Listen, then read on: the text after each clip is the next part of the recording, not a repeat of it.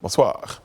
Comme chaque année, des milliers de personnes étaient sur les routes pour aller célébrer la fête de Pâques, au Paquinou.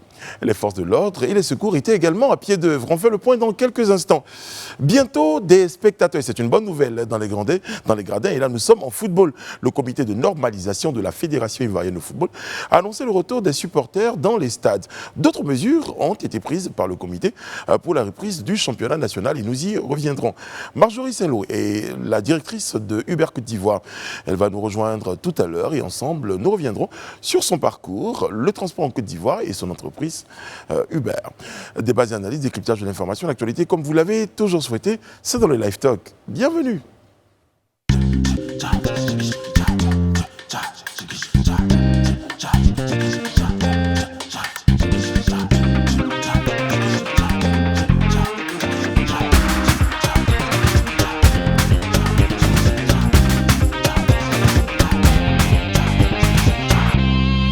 Oyez, oyez, et bon lundi de Pâques à vous, en espérant que cette célébration, pour ceux qui la partagent en tout cas, soit une vraie résurrection, une résurrection effective dans tous les domaines de votre vie.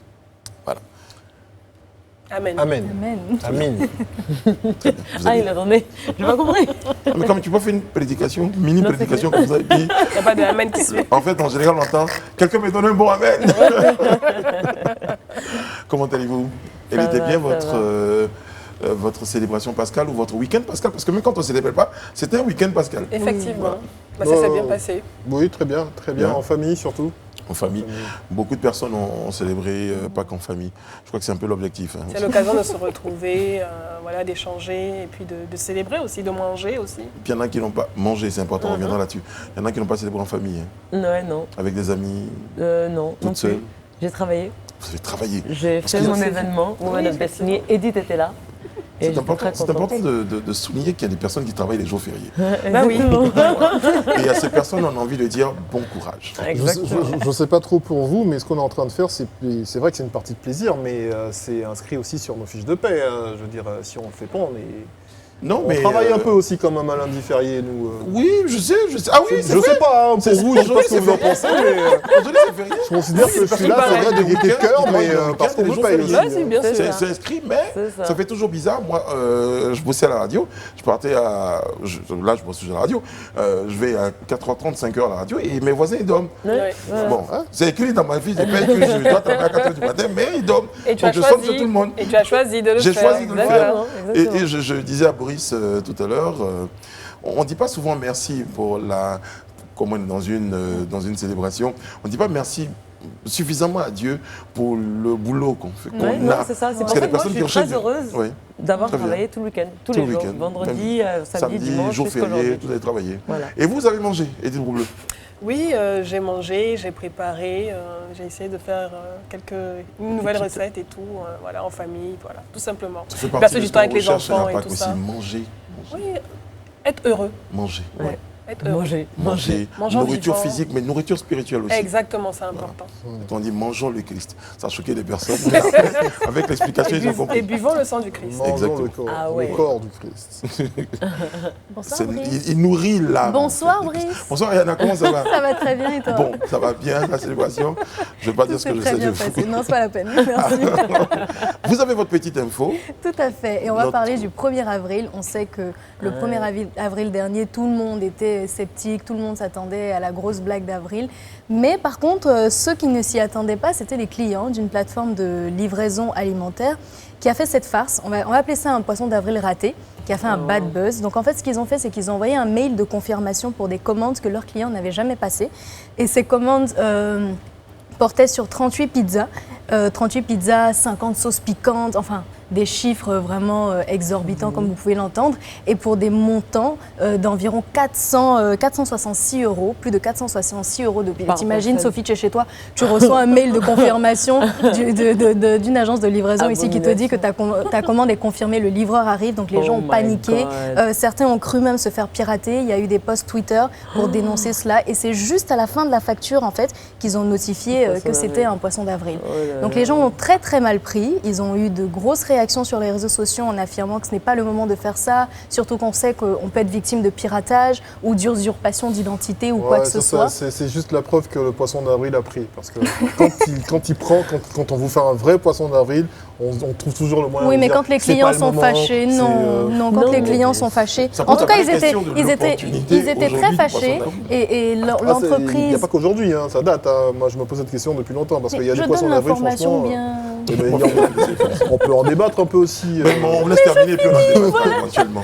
Donc l'entreprise était tellement, on va dire, submergée de tous ces commentaires, toutes ces agressions verbales qu'ils ont reçues sur les réseaux sociaux. Ils ont dû ramener un mail à ces personnes-là pour vraiment s'excuser, pour expliquer qu'ils étaient navrés et qu'ils espèrent que la confiance n'a pas été rompue entre leurs clients et eux. Ce que moi j'ai remarqué cette année, contrairement aux autres années, c'est que le poisson d'avril est quand même, ou la journée, est quand même passée inaperçue, quoi. J'ai l'impression qu'à cause de tout ce qui s'est passé depuis 2020, la pandémie, et puis le fait qu'on soit encore dedans, il y a eu on a perdu notre humour. Ouais, non, mais ou en tout cas ce petit côté taquin, quoi, à travers le monde. C'est plus aussi parce qu'on a été habitué au poisson d'avril. Donc du coup, quand le 1er avril t'annonce une nouvelle, même quand elle est poisson d'avril. Non, mais je veux dire, c'est vrai que dans l'atmosphère, les gens étaient un peu de d'ingéniosité maintenant. Vous avez je dirais peut-être pas la contrainte, mais c'est le seul mot qui me vient en tête, la contrainte calendaire. Lorsque vous avez un 1er avril qui tombe un dimanche, c'était bien. Non, pardon, c'était jeudi. Pour cette année, jeudi. Si vous n'en souvenez pas, c'était forcément parce que le jour n'est pas. Pourquoi c'est que le jour. Non, mais effectivement, avec le contexte Covid et tout, je pense qu'en ce moment, les gens ont vraiment la tête à autre chose plutôt que de rigoler sur un poisson d'avril. Non, moi je pense qu'on a. Même pour les anniversaires aujourd'hui, les surprises anniversaires, c'est un peu moins. Ça prend un peu moins aujourd'hui. Non, je crois pas, non.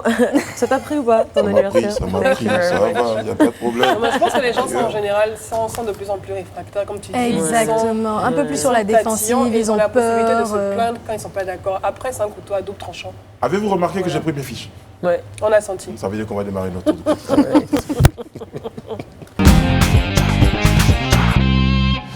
On parle de poisson d'avril, mais il faut surtout parler de quelque chose de plus factuel, qui est la fête de Pâques. La célébration de cette fête de Pâques, baptisée ou rebaptisée, surnommée en Côte d'Ivoire, Pakinou, on va dire. Alors, une forte mobilisation a été constatée. Après, on va parler de qui ça a mobilisé, parce que ça a mobilisé les forces de l'ordre, ça a mobilisé des touristes, ça a mobilisé les nounous. En général, tu peux dire les nounous parce que au bout, je pense, une semaine avant, on a des petits signaux qui arrivent. Ah, tanti, c'est le moment. Ma maman, voilà. Donc, les pauvres parents des nounous qui meurent à répétition chaque année, les pauvres. C'est souvent l'excuse. Mais en tout cas, il y a eu un déferlement en tout cas de population au niveau de villes comme Dimokro, Bokanda. Centre du pays.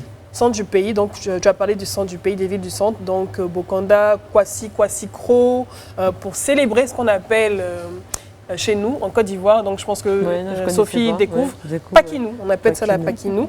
Donc c'est un moment de retrouvailles instauré par le peuple baoulé à la faveur de la célébration des fêtes de Pâques. Donc un important dispositif sécuritaire a été, tu pourras t'exprimer là-dessus, parce qu'on a eu ce débat. Terminez, Madame Bleu. Non mais précise quand même qu'on boit beaucoup.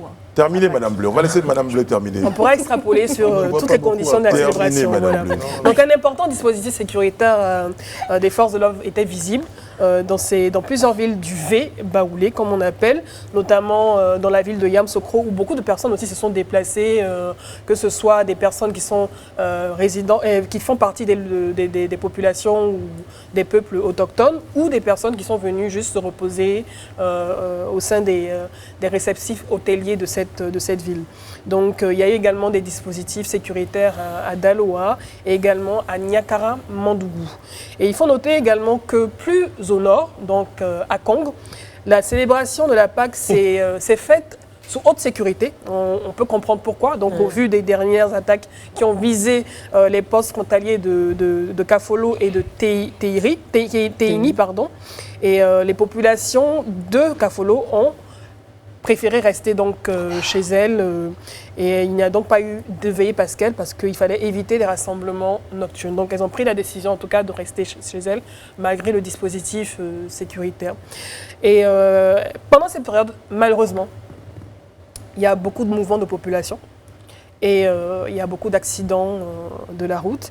Et donc, on a pu constater plusieurs accidents qui ont été enregistrés sur l'autoroute du Nord pendant le week-end pascal. On déplore, exactement. Donc, pendant le week-end pascal, on a déploré au moins une dizaine de décès. Et pour la journée de ce lundi de Pâques, malheureusement, ce sont au moins 2 accidents qui ont été enregistrés faisant 6 morts et 35 blessés selon le rapport du GSPM, le groupement des sapeurs-pompiers. Ça constitue également le retour de ceux qui Voilà, le retour de ceux qui revenaient des fêtes de Pâques dans les différentes localités dont on a parlé. C'est ça qui est le plus dommage, en fait. Pour revenir sur la Paquinou. La célébration de la Pâques. La célébration de la Paquinou, mais vous avez dit qu'elle était initiée par les Baoulés à la faveur de Pâques. Ce qui n'est pas très vrai. De ce que je sais, en tout cas, initié par les Baoulés, oui. À la faveur de Pâques, qui est une fête chrétienne, non. Parce que c'est juste que c'est des dates qui ont coïncidé, de ce que je sais, avec les ventes des fèves de cacao, des récoltes et des fèves de cacao. En fait, c'est une date qui coïncidait dans cette période-là où on finissait de vendre et on se retrouvait au village avec toute la famille, justement, même ceux qui étaient à Abidjan et tout, pour les réjouissances en famille et au village. Donc, c'est là qu'on parlait de la traite. Oui, qu'on parlait de la traite, justement, du cacao et du café. Et ça coïncidait avec les célébrations pascales qui, elles, sont chrétiennes. Parce que, comme tu disais tout à l'heure, on boit beaucoup à Pâques. Non, on ne boit pas beaucoup à Pâques parce que Pâques, non, ça c'est Paquinou, justement. Pâques, c'est une fête chrétienne. C'est une fête chrétienne qui est célébrée dans les églises, en famille aux sorties des églises, mais ce n'est pas Paquinou. Aujourd'hui, initié par les Baoulés, Paquinou initié par les Baoulés, mais qui aujourd'hui a pris un peu tout l'étendue du pays, parce qu'à cette même période-là, tout le monde, qu'on soit de l'ouest ou du nord, on se retrouve en famille et au village Alors, on va revenir à ce que Pâques pas célébrer la période de Pâques, parce que c'est les chrétiens qui fêtent la période de Pâques. On va revenir à ce que Pâques représente aujourd'hui. Alors, il y a une formidable coïncidence avec cette fête-là. Même à la base, vous dites elle est chrétienne, à la base, elle n'était même pas chrétienne, cette fête. Elle était... La fête de Pâques sans S. Oui. Oui, non, mais voilà, donc moi je vous parle de la résurrection du Christ, qui est une fête chrétienne, qui est célébrée à cette période. Aujourd'hui, M. Kouachi, cette Pâques, que représente-t-elle en Côte d'Ivoire? En tout cas, elle représente une occasion de retrouvailles, une occasion festive, qu'on soit chrétien ou pas. Baoulé ou pas. Et donc qu'elle soit à connotation Paquinou, c'est la période. Non, exactement, c'est ce que je veux dire. C'est aujourd'hui ce qu'elle représente. Il faut faire le distinguo, il faut dissocier Paquinou de Pâques. Mais parce que comme tout à l'heure, elle disait justement, et à juste titre, dans la butte, tout le monde te dit, allez, c'est les fêtes de Pâques, on s'en va, on s'enivre. Non, elle disait tout à l'heure, mais on boit beaucoup à Pâques. Attention, c'est un peu dangereux quand même pour les chrétiens qui doivent se défendre de ça, parce que c'est une fête chrétienne et on ne boit pas beaucoup. Non, mais si, c'est les Paquinou. Non, la réalité... Mais que ça s'appelle Paquinou, c'est peut-être un peu parce qu'on tire quelque chose de Pâques. Non, mais la réalité, c'est que même à mais c'est pareil même pour Noël. Même à l'extérieur de la Côte d'Ivoire, au moment de la Pâques, les gens boivent beaucoup, effectivement, parce qu'en fait, ils sortent de 40 jours de carême. 40 jours où ils se sont privés de certaines choses, et notamment pour ceux qui consomment de l'alcool. Et donc, quand je dis ils boivent beaucoup, après, c'est relatif, mais c'est vrai que les gens se laissent un petit peu aller dans la... Je ne sais pas de quelle sorte de chrétiens vous parlez, mais quand vous sortez de 40 jours de carême, les chrétiens que moi je connais ne boivent pas. Ceux que tu connais, moi je parle de mon expérience à travers le monde. Après, aujourd'hui, moi ce que j'admire et que j'ai trouvé très beau, j'en ai parlé d'ailleurs avec ma mère aujourd'hui, c'est que je trouve qu'en Côte d'Ivoire, on célèbre, la foi est vraiment célébrée à tous les niveaux, que ce soit des animistes ou les foi, on va dire religieuses, entre guillemets.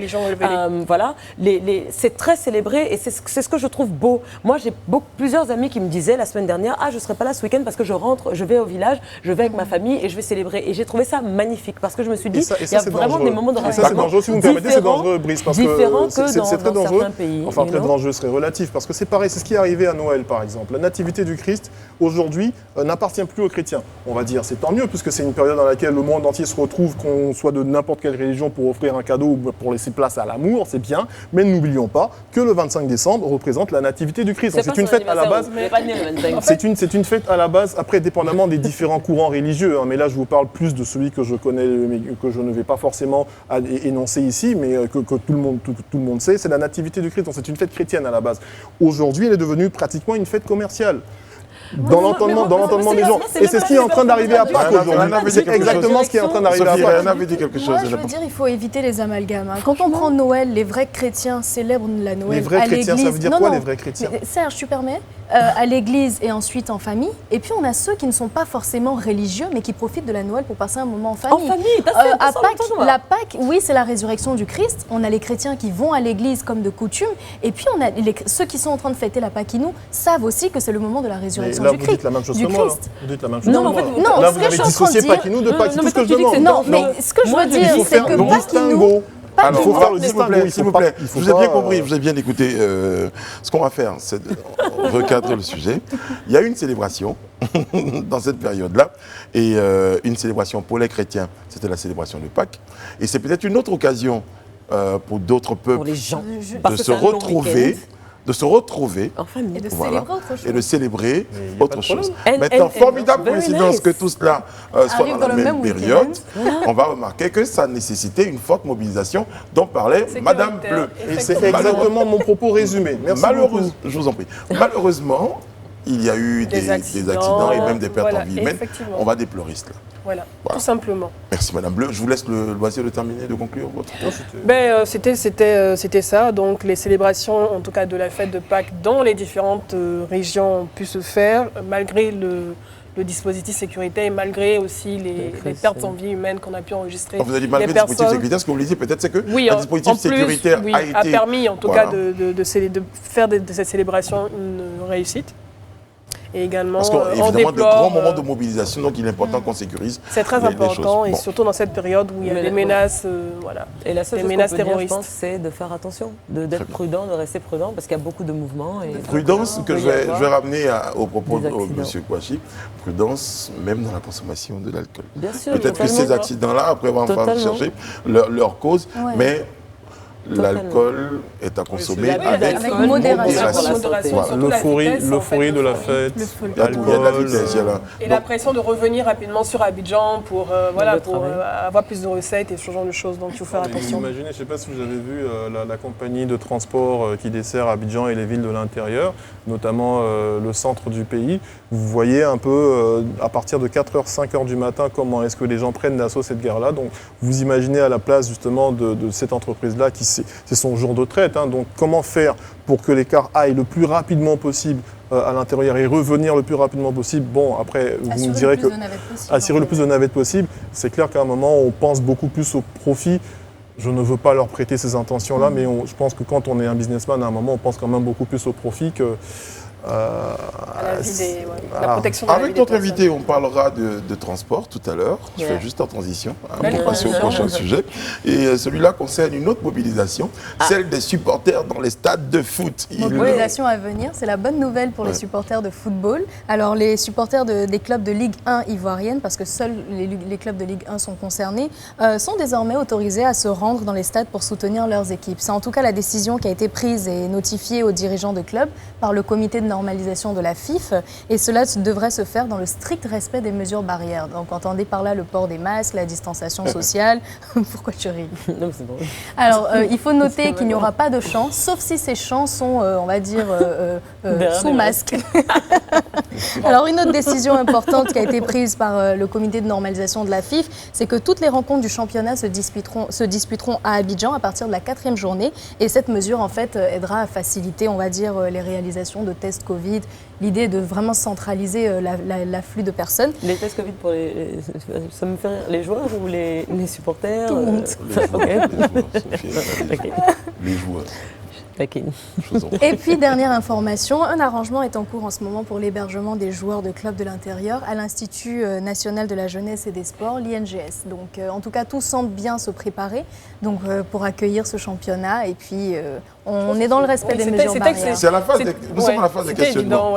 Très bien. C'était évident parce que on a déjà, il faut souligner que le championnat a repris. Le championnat a repris, c'est une très bonne nouvelle pour le sport ivoirien, pour le football ivoirien.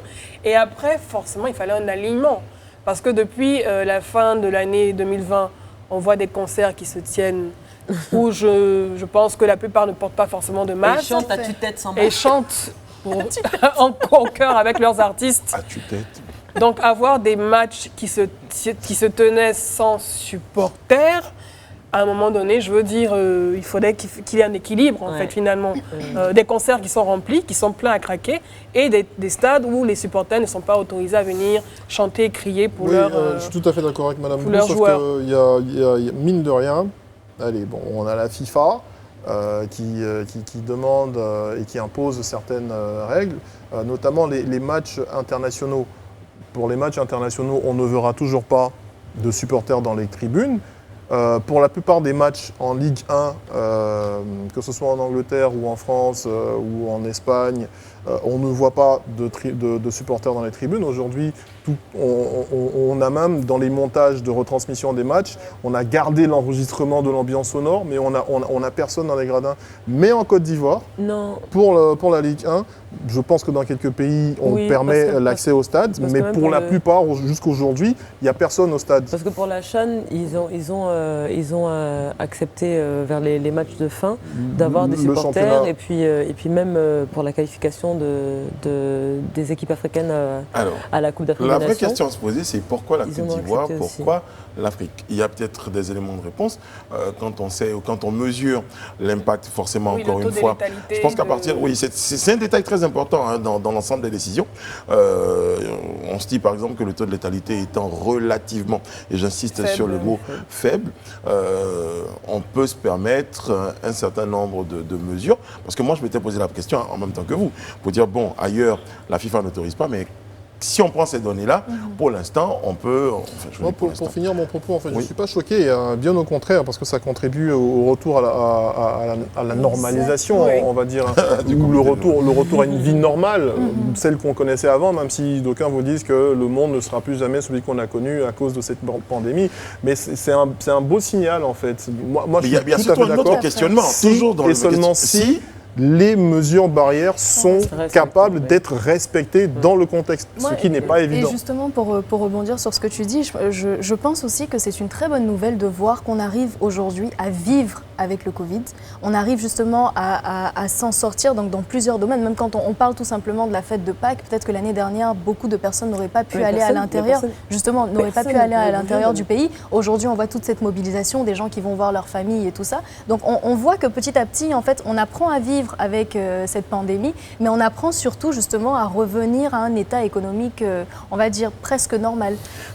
Il y a un autre questionnement, parce que quand vous dites qu'on apprend à vivre, on apprend à vivre... Heureusement ou malheureusement. Vous avez vu les chiffres au niveau du ministère de la Santé par rapport au pic que connaît la Côte d'Ivoire en ce moment ? Je crois que depuis janvier, de janvier jusqu'à mars, les chiffres sont en hausse. Les chiffres sont passés à la hausse et on a en moyenne 2 et parfois 3 décès par jour. Les chiffres sont devenus constants, mais à la hausse. Vous venez me parler de continuer à vivre. Non, mais dans tous les cas, c'était une obligation à un moment donné de vivre avec. Maintenant, c'est comment on vit avec. On vit avec en prenant. Alors, on ne vit pas avec en ignorant l'existence de la maladie, mais on vit avec en nous disant, il faut prendre les mesures de disposition pour ne pas choper la maladie. Tout à fait. Donc je pense que c'est ça qu'il faut rappeler aux uns aux autres. Je crois que le ministère le fait tous les soirs assez bien. C'est de nous souvenir que la maladie existe, parce qu'il y a des personnes qui vivent dans une forme de déni de l'existence de la maladie. Et c'est là que ça devient dangereux. On vit avec, on est obligé de vivre avec, parce que ça nous impose un certain nombre de Mais ce déni, là, il est inspiré par quoi? Il est inspiré par ces populations qui ne sont pas forcément instruites, mais qui regardent autour d'elles pour voir comment est-ce qu'elles fonctionnent. Non. J'ai pris un exemple et j'ai choisi une certaine cible. Donc mais il y a des gens très pas un truc que vous connaissez qui vous disent... Si vous me laissez finir, vous comprendrez pourquoi est-ce que je prends cette cible-là. Ces populations-là, justement, regardent autour d'elles et se disent, bon, bah écoute, si ça continue de fonctionner comme ça, si les gens continuent à aller au stade, si les gens, quand je regarde la télé, continuent à aller dans des rassemblements, si les gens continuent à aller dans des concerts, c'est que ça va. C'est qu'on n'est plus malade, ne me parlez plus justement d'une maladie pour laquelle il faut que je me protège. Ces populations, justement, c'est parce qu'elles ne sont pas instruites qu'elles pensent comme ça. Et il y en a énormément. Nous sommes dans un pays à près de 60% d'analphabètes, donc qui ont pour aujourd'hui que les images qu'on leur envoie pour repère. Mais les gens sont pas d'accord. On n'est pas d'accord sur ce plateau. Mais bien sûr, c'est normal que vous ne soyez pas d'accord.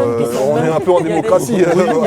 On va entendre le point de vue des autres, justement. Il y a des personnes même instruites. Je pense que le véritable souci, selon moi, c'est qu'il y a énormément de personnes qui sont asymptomatiques. Et donc, parce qu'elles ne font pas la maladie, elles ne se rendent pas compte qu'elles ont pu être en contact, elles peuvent être positives et transmettre la maladie à certaines personnes qui est une couche de la population qui est, on va dire, un peu plus âgée et donc un peu plus aliénée, entre guillemets. Donc, on n'a pas autant de cas que dans certains autres pays. Donc, forcément, au-delà de ça, on se rend compte qu'il y a un relâchement. Par exemple, quand on a des personnes qui font la maladie, qui finissent d'être traitées, on remarque que cette personne, on va dire inconsciemment peut-être, un relâchement au niveau du respect des mesures barrières parce qu'elles se disent qu'elles ont déjà fait la maladie. On a tout ça. Et en fait, je pense que c'est de la nature humaine de tomber dans cette forme de petite routine. On connaît maintenant la maladie, on n'est plus autant alerté, on n'est plus autant, je veux dire, au début, c'était l'euphorie totale, il faut porter ton masque.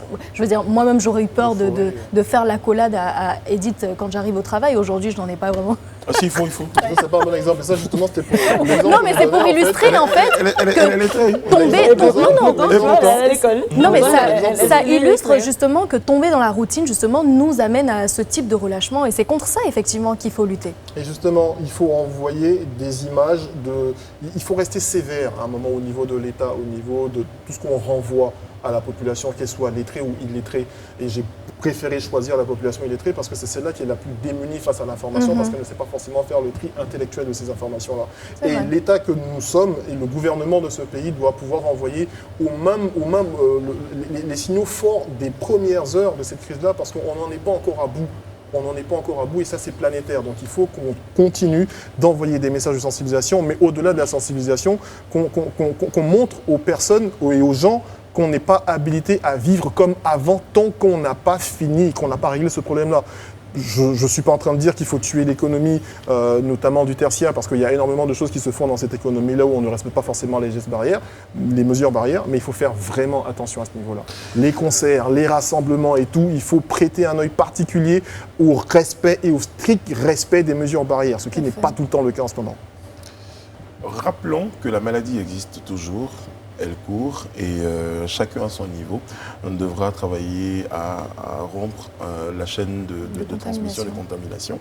Et pour cela, il y a les mesures barrières, pour cela, il y a aussi la vaccination, il faut le rappeler.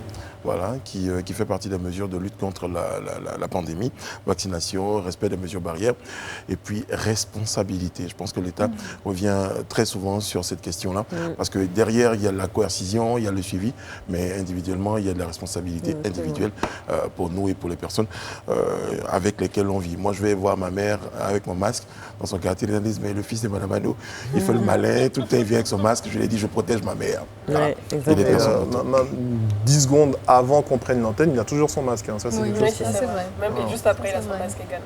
Je marque une pause. J'ai dit chérie, Haïti chérie, parce que notre invitée est avec nous, Marjorie Saint-Lô. Elle est sur ce plateau. Elle est directrice de Uber Côte d'Ivoire. Je prononce bien, j'espère. Bonjour Marjorie, comment ça va? Bonjour. Alors vous êtes en Côte d'Ivoire pour votre parcours, parce que je le disais en intro, on a un tout petit peu parlé de votre parcours qui est, je trouve, formidable. Vous êtes en Côte d'Ivoire, vous avez grandi à Haïti. Vous êtes originaire de votre père, vous avez passé une partie de votre vie en Haïti, au Canada, et puis vous décidez un matin. Vous dites, je retourne en Côte d'Ivoire. Certains lui disent, mais pourquoi? Qu'est-ce qu'il n'a pas marché? Voilà, c'est ça en fait. En toute franchise, c'est un véritable retour à mes racines. Je pense que la route vers mon chez-moi ne s'est pas fait aussi simplement comme on dit. Donc il y a eu plusieurs étapes. Effectivement, un premier retour en Haïti, où j'ai fait mon croisement avec le digital. Et ensuite, un passage en France, plutôt assez rapide, avant de dire vraiment, écoute, là, je vais retrouver mes racines que finalement, je ne connaissais pas. Je suis née la première fois après plus de 20 ans, parce que je suis née en Côte d'Ivoire. Je suis partie, j'étais bébé. Je suis revenue en vacances, j'avais 6 ans. Et ensuite, je reviens en 2010 en mémoire de recherche. Et là, vraiment, je découvre mon pays avec les yeux d'une adulte et j'en tombe amoureuse. Je crois que j'ai pas envie de dire que c'est très courageux, mais prendre cette décision-là de dire je retourne dans un premier temps, et la motivation première, c'est vers mes racines. Ouais. Franchement. J'ai pas pu m'empêcher de calculer votre âge, je suis désolé. Justement. Et en parlant de l'âge, enfin moi dans votre bio, j'ai vu mère de 4 enfants. Expliquez-moi s'il vous plaît, je veux savoir the body. I work out. Enfin, tout simplement, c'est que j'étais athlète pendant très longtemps et puis après ça, j'ai simplement gardé de bonnes habitudes. Donc aujourd'hui, je dois courir 3-4 fois par semaine. Je me suis mise à la boxe dernièrement. Voilà, donc je fais un peu attention aussi à ce que je mange. Mais je mange des burgers à 2h du matin. Donc, autant dire que, bon voilà, c'est un bon équilibre. Non, je pense que Brice avait une question. Sinon, je pense qu'on va revenir à ma question. Qu'est-ce qui crée le déclic pour votre retour? C'est vrai qu'il y a la recherche de ça, c'est peut-être le concept, mais il y a quelque chose certainement qui déclenche ce processus. Je pense que c'est un cumul ou un trop-plein, si on peut dire. Je pense qu'on grandit à l'étranger et qu'on est étrangère, finalement, même si je suis canadienne, mais j'ai toujours compris que j'étais étrangère.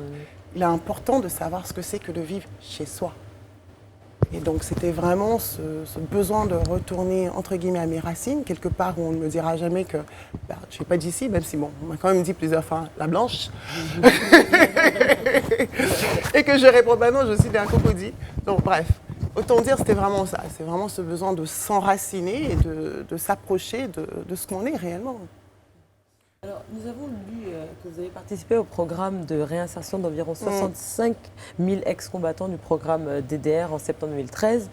Que retenez-vous de cette expérience? Waouh, elle m'a transformée. Déjà, je pense que c'était mon premier contact avec le public, d'une part. Et d'autre part, je pense que c'est la dimension humaine que ça apportant. Enfin, on essaie de redonner, en tout cas dans le contexte de ce que je faisais, qui était la création de nouveaux business models pour l'insertion de ces jeunes hommes et jeunes femmes. De pouvoir leur donner une chance, une deuxième vie. Et je vous assure que ça transforme l'homme.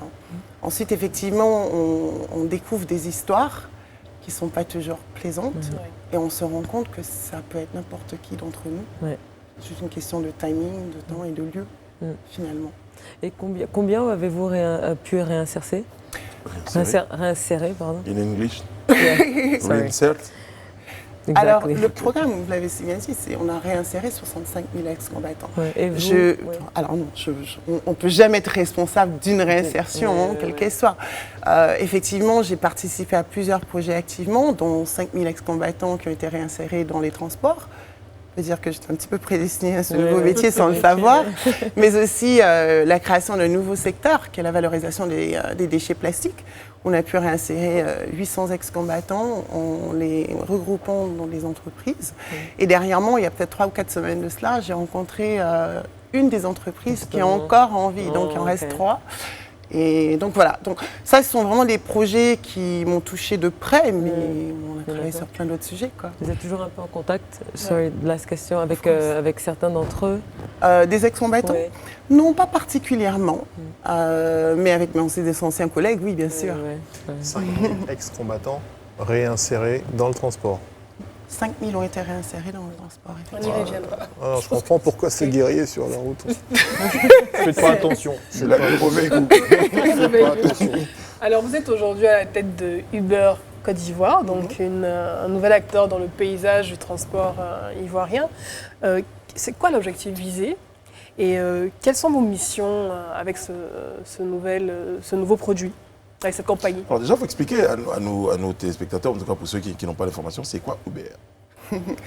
Uber, c'est une solution clé en main qui permet d'avoir un chauffeur à un véhicule qui arrive devant chez nous, avec une destination précise, celle qu'on aura choisie, voire plusieurs destinations, avec un tarif connu à l'avance et la possibilité de payer en espèces, en carte ou en mobile money. Donc pour revenir à la question, je pense que la priorité numéro 1, c'est d'accompagner cette transformation digitale du secteur du transport qui est aujourd'hui nécessaire. La deuxième chose, et je m'arrêtais vraiment à ce deuxième objectif, c'est de construire une croissance qui soit durable. Une croissance qui soit durable pour qui? Pour tout le monde. Parce qu'aujourd'hui, on va plus sortir de chez soi, venir au soleil, attendre un taxi qui peut ne pas venir. Je parle au soleil, il peut pleuvoir pendant qu'on y est. Ou avant de sortir, on se constate qu'il pleut. Aujourd'hui, cette possibilité-là qu'on a... Je mets 30 minutes le matin. À attendre. Ouais, à 6 heures. Si je dois attendre un taxi entre 6 heures et 7 heures, je mets 30 minutes minimum. Mais imaginez que vous sortiez à 5h30 comme moi pour être à la radio à 6h. À 5h30, c'est noir, il y a les risques de se faire agresser. Souvent, il y a les intempéries. Et tout ça, aujourd'hui, cette solution-là permet de mettre toutes ces difficultés-là de côté, être chez soi à la maison, commander un véhicule de transport qui viendra peut-être juste devant chez vous, sans forcément que vous ayez... Le temps d'attente encore un peu, il est relatif, hein, mais c'est surtout un certain nombre de risques que ça nous fait... C'est ça, et surtout la sécurité, parce que pour les jeunes femmes, c'était compliqué des fois de devoir prendre un taxi comme ça, lambda, quand on ne connaît pas. Et le fait de pouvoir avoir dans une application le numéro de téléphone, la plaque d'immatriculation, et de pouvoir surtout envoyer nos informations ou l'information de taxi à des personnes qu'on connaît pour pouvoir suivre ou traquer un petit peu notre parcours. C'est peut-être l'opportunité, je parle d'une de mes fonctionnalités favorites, qui est le code PIN. C'est vraiment de vérifier sa course. Donc moi, c'est celle que j'utilise en permanence, puisqu'on a la possibilité de l'activer que de 21h à 6h du matin pour les courses de nuit, ou toute la journée. Et effectivement, c'est un code à 4 chiffres qui change, donc c'est une algorithme qui change et qui permet de confirmer que ce chauffeur-là, c'est bien celui que j'ai commandé.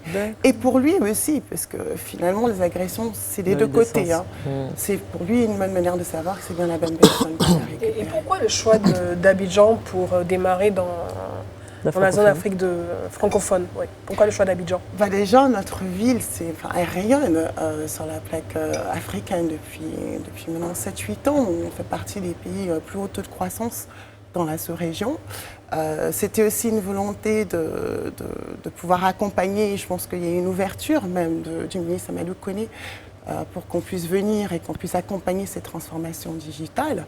Et puis, ça reste quand même aujourd'hui la ville la plus développée qu'il y a en Afrique francophone. Hein. Moi, j'ai essayé. Il y a Sophie qui sourit. Ah, d'accord. Je n'ai pas souri. Il m'a pointé du doigt parce que moi je suis camerounaise et que donc voilà. Ça va. Non mais je suis d'accord, c'est pour ça que je suis ici. J'ai essayé l'application il y a quelques semaines. D'ailleurs, je pense qu'elle venait à peine de finir une période de test, je crois. Premier bémol que j'ai envie de souligner ici en vous posant la question de savoir est-ce que c'est possible de pouvoir y remédier, j'ai trouvé que c'était assez savant quand même. Je veux dire, pour des gens qui ne sont pas forcément... Moi, je ne suis pas Edith Brou, je ne suis pas un fanat des Intiques. Et je pense que des comme moi, il y en a beaucoup, en tout cas, qui se mélangent un peu les pinceaux. Et j'ai trouvé, par contre, qu'elle était quand même assez savant tout ce qui est à renseigner. Est-ce qu'il n'y a pas moyen de simplifier cette application-là ? Alors effectivement, j'y travaille. Parce que c'est le principe de la digitalisation et simplifier la vie aux gens. Donc si on doit ne plus sortir pour attendre un taxi avec le risque de se faire agresser et puis on doit revenir passer 2 heures à pouvoir répondre à 40 questions, à un moment donné, on perd le même temps. Non, oui, c'était pour l'inscription, mais j'avoue que j'étais dans un besoin et je me suis dit, ok, plutôt que de prendre votre concurrent, on m'a dit qu'ils sont là, donc je vais checker en même temps pour voir. Donc à un moment, je me suis dit, mais qu'est-ce que tu as? Vas-y, prends l'autre, c'est beaucoup plus simple. Tu vois, je me suis dit, non, mais vas-y, va jusqu'au bout. Je suis allé jusqu'au bout, c'était quand même assez savant. Ouais. Alors, dites-donc, madame. C'est une question de sécurité. Il est important qu'on soit en mesure de vous identifier autant qu'on identifie les chauffeurs et les propriétaires avec lesquels on travaille. Donc effectivement, dans ce parcours de digitalisation, il y a eu la nécessité de simplifier un peu les parcours. On l'a fait l'année dernière, notamment côté propriétaire et chauffeur. Et aujourd'hui, on travaille à voir comment on peut aussi simplifier, dans une certaine mesure, côté passager. Mais il y a quand même un minimum d'informations qu'il faut pour pouvoir garantir cette sécurité pour l'ensemble des acteurs de la plateforme. Et toujours sur cette même expérience, si vous permettez, toujours sur cette même expérience, parce que je lance en même temps un de vos concurrents sur place pour la même course. Je me suis dit, autant avoir un avis en même temps sur l'aspect financier aussi, puisqu'on m'a dit que c'était cher, mais j'aime pas trop les on-dit. J'ai checké, effectivement, c'était sensiblement la même chose, à 50 francs, voire 100 francs près. Donc, pour ceux qui pensent que c'est cher, ou beaucoup plus cher, je dis non, parce que j'ai testé. Voilà. Bon, ce n'est pas une question. Serge, ça va être Serge. Après, c'est une seule course. Il faut que j'en fasse d'autres. Alors, justement, quand vous décidez de vous installer en Côte d'Ivoire, vous dites, comme toute entreprise qui s'installe, on a des concurrents. Quelle est notre plus-value? Et quelle est la différence qu'on va apporter aux consommateurs sur place? Je m'apprêtais à enchaîner en disant la sécurité avant tout. Sur ma plateforme, effectivement, vous l'avez constaté côté passager, mais côté chauffeur, etc., il y a bien un processus d'identification. On parle de sélection, moi je parle plutôt d'identification pour savoir avec qui on travaille. Donc notamment pour le chauffeur, on est sûr qu'il a un permis de conduire à jour. Pour le véhicule, on est sûr qu'il y a une carte grise, qu'il y a une assurance à jour, une visite technique à jour, l'identification du propriétaire. Est-ce que vous vérifiez son casier judiciaire également? Ce qu'on fait, c'est un test technique pour évaluer ses compétences morales. Et là, on va rajouter justement, donc je lance cette semaine, une formation contre les violences sexuelles et sexistes, effectivement. Parce que le constat, c'est effectivement... les remarques sexistes. Exactement. On peut t'appeler ma chérie alors qu'on ne se connaît même pas. Exactement. Ça m'a marché. Oui, non, je veux dire, je paye pour un service, je ne peux pas me faire appeler ma chérie, on va où? Tu vois? Et donc, elle sera obligatoire pour tous mes chauffeurs. Oh, bon, ça va. Donc, c'est quand même en partenariat avec la Ligue ivoirienne. Très bien. Ouais. Exactement. Et donc, on organise des speed dating une fois par mois. Et les chauffeurs et les passagers? Non. Elle était bonne celle-là. Je vais faire ça, je vais sortir quelques minutes. Parce que je crois que ce soir. Non, c'est entre des propriétaires qui recherchent les chauffeurs qui cherchent des véhicules à conduire. Et justement, ce sera l'occasion pour la Ligue ivoirienne d'intervenir, en plus de la CNPS qui intervient déjà depuis le début de l'année, pour former et pour accompagner d'autant plus sur ces questions-là. Très bien. C'est à vous, Madame Bleu. Merci. Avant de vous lancer, en tout cas sur le territoire ivoirien, de lancer Uber sur le territoire ivoirien, vous avez forcément fait des études de marché, donc vous avez fait une sorte de benchmark, je pense. Qu'est-ce que vous avez constaté? Parce que vous êtes venu avec découvrir un existant. Il y avait déjà des compagnies de VTC qui étaient présentes en Côte d'Ivoire. Quel est le constat que vous avez fait et qui vous a permis de vous dire, OK, on va sur la Côte d'Ivoire, sur Abidjan? Il y avait un besoin de transport, point. C'est-à-dire aujourd'hui... malgré leur présence? Malgré la présence, il y a suffisamment de place pour un nouvel acteur sur ce marché. Et notamment dans la digitalisation des usages. Pour donner juste quelques chiffres, il y a 13 millions de déplacements par jour dans la ville d'Abidjan. Il y a 16% de ces déplacements qui sont faits entre le taxi-compteur et les véhicules. Il y a 28% qui sont faits en bac à Ivoirienne et il y a 43% des gens qui marchent. Cela veut dire qu'aujourd'hui, il y a de la place pour des acteurs qui vont permettre d'accélérer ces transformations digitales. Et nous pensons que nous avons l'offre et les produits pour accélérer. Et sur ça, je suis un petit peu d'accord avec vous parce que c'est vrai qu'il y a des moments où... Moi, j'ai les deux applications. J'ai deux applications de deux compagnies différentes, notamment Uber. Et c'est vrai que quand on commande sur une plateforme, des fois, on a des temps d'attente qui sont tellement longs parce qu'il n'y a pas assez de voitures. Donc, le fait d'avoir le choix fait qu'on peut rattraper le temps. Donc je pense que véritablement il y a de la place. Vous êtes dans la logique de il y a de la place pour tout le monde. Est-ce que tout le monde est dans la logique de il y a de la place pour vous? Mais écoutez, on a lancé avec Uber Taxi. Et au début, on travaillait qu'avec les taxis rouges et les taxis ivoires. Donc il y a une véritable stratégie d'inclusion et de travailler avec tout le monde, ce qu'on fait aujourd'hui. Donc, je ne vois pas pourquoi on ne peut pas continuer de façon durable. Moi, je posais une question que j'aurais dû poser depuis le début, d'ailleurs, puisque de toute façon, c'est un modèle économique, et vous l'avez dit, qui est venu pour aider tout le monde, que ce soit vous en tant que chef d'entreprise, vos employés, vos collaborateurs, et même au niveau macro. Comment fonctionne ce modèle-là, pour moi, par exemple, qui a un véhicule et qui souhaiterait gagner de l'argent avec ce véhicule-là et vous en faire gagner aussi. Comment est-ce que ça fonctionne? Téléchargez l'appli, vous enregistrez, vous vous assurez que votre chauffeur il passe tous les prérequis et vous pouvez aller en ligne. Nous prenons des frais de service, qui est des frais de mise en relation entre les passagers et les transporteurs. Mais il n'y a pas de rencontre physique, les tests, Nous avons digitalisé tout le processus, mais clairement, dès que vous vous enrôlez, en moins de 48 heures, il y a quelqu'un de mes équipes qui vous contacte et qui vous aide. On a développé d'ailleurs un parcours, un programme de Key Account Manager. Donc c'est vraiment un service premium pour aider les propriétaires à les accompagner dans ce processus d'enrôlement, de comprendre les différents outils. Et puis derrière, on crée différents événements pour rassembler propriétaires et chauffeurs pour les aider à aller plus loin dans cette digitalisation. Alors, est-ce que vous avez l'impression que les Ivoiriens ont accepté ce modèle que vous proposez? C'est un nouveau modèle avec des préjugés qu'il y a autour, c'est cher, c'est un truc de blanc, ou bien c'est pas très sécurisé. Comment ils ont accueilli ce concept-là? Je pense que ça s'améliore au quotidien et ça s'accélère surtout. Et surtout, ce qui aide justement à cette accélération, c'est tant qu'on se rend compte de la sécurité qu'on apporte. Il y a un élément dont j'ai oublié de vous mentionner qui est quand même très important. On est les seuls sur la place qui offrent une assurance accident personnel pour le chauffeur et le passager. Donc avec nous, vous êtes vraiment en sécurité. À la fois, je peux vous dire qui est dans le véhicule, qui vous transporte. Vous avez la possibilité, vous l'avez mentionné, de partager votre course à votre conjoint, à un ami. Vous avez aussi un bouton d'urgence qui a le numéro 119 derrière. Vous avez le support 24/7 dans l'appli après la course pour signaler s'il y a un problème et à cette assurance accident personnel derrière, pour citer quelques-unes de nos fonctionnalités. Donc en termes de sécurité, on est aujourd'hui la meilleure offre sur la place.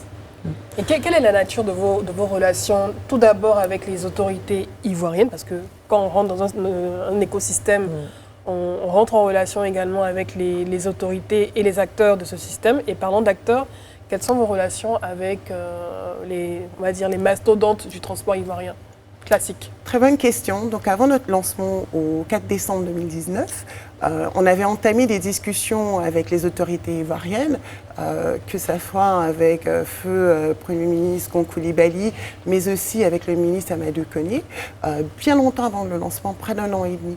Et jusqu'à ce jour, on construit sur ces bases. Nous avons d'ailleurs pu créer la première assise du transport en septembre, qui a réuni l'ensemble des acteurs du secteur, mais pas seulement que les associations, le ministre ou la ville d'Abidjan via la MUGA, entre autres, mais aussi des banquiers, des concessionnaires, des assureurs, vraiment l'ensemble des acteurs pour prendre part sur ces tables rondes autour de la sécurité, la sécurité routière à l'ère de la digitalisation. Suite à cela, nous avons continué avec des tables rondes plus réduites, bien évidemment, pour faire avancer les questions qui ont été soulevées lors de ces assises. Autant dire que nos relations sont saines, qu'elles favorisent le dialogue et surtout qu'elles favorisent la transformation digitale durable du secteur. Et justement, en parlant de cette table ronde qui a eu lieu en septembre 2020, quelles sont les résolutions qui ont été prises justement lors de cette assise? Ces assises ont permis de mettre en lumière quand même certains, comment dirais-je, le gap de conformité qu'il y avait, l'impact que ça pouvait avoir sur la sécurité routière, notamment qu'un tiers des véhicules seulement avaient leur visite technique à jour, par exemple, mais aussi on pu mettre en place en lumière l'importance qu'apportait la sécurité routière au ministre et les travaux qui seront nécessaires pour aller justement vers le respect et le suivi de ces textes de la LOTI qui sont sortis en 2015. Donc on est vraiment dans la mise en place des institutions, la co-construction de l'ensemble des acteurs, des prérequis nécessaires, et puis de ces mises en œuvre effectives incessamment sous peu. On parle de chiffres. Surtout, particulièrement. Aujourd'hui, combien de véhicules constituent votre parc? Combien de chauffeurs? Parce que je suppose que pour un véhicule, on peut avoir 2 chauffeurs pour faciliter un tout petit peu le repos, un certain nombre de chauffeurs.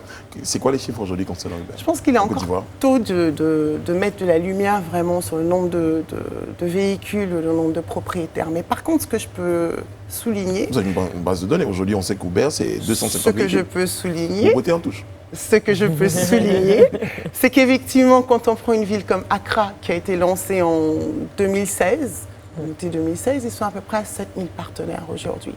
Donc on est vraiment sur cette même courbe de croissance, sachant qu'on a été un peu ralenti, pour ne pas dire significativement ralenti par la Covid et l'année tendue qu'on a eu l'année dernière. Mais franchement, on est en pleine croissance en ce moment. Je suis tenace, je tiens. Je sais bien, et moi aussi. Une règle par 3, 2016, 2021, 5 ans, 7000, 2019, 2021. Je sais que vous êtes fort en calcul. Et pour titiller, pour continuer à vous titiller dans le même sens que Brice, quelle est votre barre de marché? On parle de chiffres. Quelle est votre part de marché dans le secteur par rapport aux autres? Il est encore tôt, de façon générale. Même le VTC, aujourd'hui, on n'a pas encore circonscrit la taille de marché. C'est-à-dire que même sur le taxi, on essaie d'identifier vraiment la taille de marché du taxi-compteur. Je vais donner quelques chiffres de la Banque mondiale. Bon, c'est quand même des chiffres regroupés. On parle de 16% pour le véhicule personnel et le taxi-compteur. Donc on est encore en train de construire cette base de données. Justement, alors moi, je veux revenir sur les chiffres encore, ou les dates, on va dire. Depuis le lancement, le 4 décembre 2019, quels sont les retours que vous avez eus justement des usagers, des consommateurs de la plateforme? On en a eu plusieurs. C'est vrai que dans un premier temps, il y avait la question de la cherté versus la qualité des véhicules. Et on a fortement travaillé en lançant Uber Comfort. Donc aujourd'hui, il y a une gamme, depuis septembre, ce sont des véhicules de moins de 10 ans, des berlines et SUV. Monsieur l'a constaté tout à l'heure, que finalement, on est en termes de tarifs au tarif marché.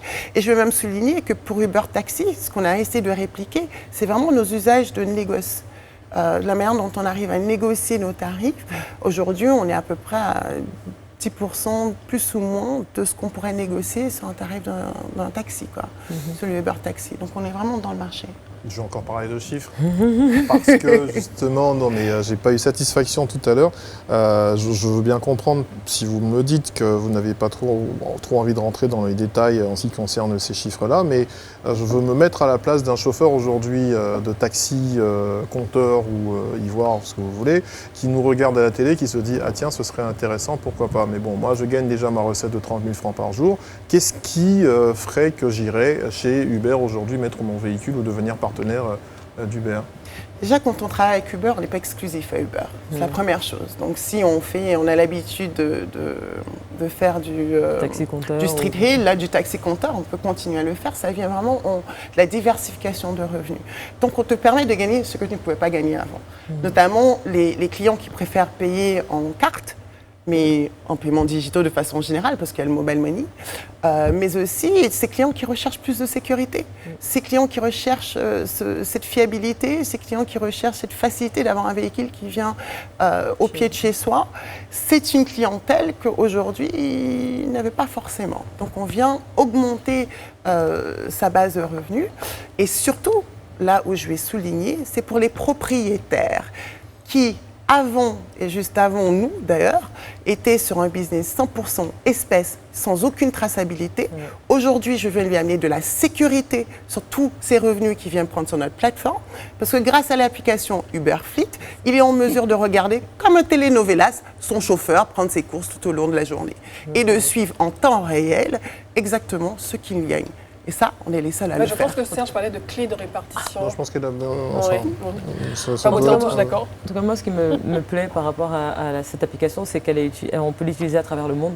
Exactement. Et ça, pour les personnes qui voyagent, que ce soit en Occident ou dans la sous-région, Nigeria, Ghana, par exemple. Ah tiens, d'ailleurs, justement, quand j'ai cliqué pour la première fois l'application, j'ai mis, je pense, j'ai dû mettre Riviera. Et ça m'a sorti, je pense, Italie. Voilà. Aussi, il fallait clarifier. Marjorie Saint-Lô, merci beaucoup d'avoir été avec nous. Je rappelle que vous êtes directrice Uber Côte d'Ivoire. On souhaitera beaucoup de chance à votre entreprise et puis on espère vous retrouver bientôt sur notre plateau avec d'autres chiffres. Cette fois, peut-être que vous allez accepter de nous dévoiler cette fois. Avec plaisir. D'ici là, je suppose que vous avez le temps. Vous cherchez le temps pour récolter tous les chiffres là. Bon, on vous aura sur notre plateau. Bon, bonne fête de Pâques. Merci. Merci, et puis je ne sais pas comment vous rentrez, mais bon, de toute façon, vous avez une solution qui vous est proposée, c'est Uber. Merci d'avoir été avec nous sur notre plateau. On se retrouve demain sur ce même plateau. D'ici là, prenez soin de vous, que Dieu veille sur vous, que Dieu veille sur la Côte d'Ivoire. À demain.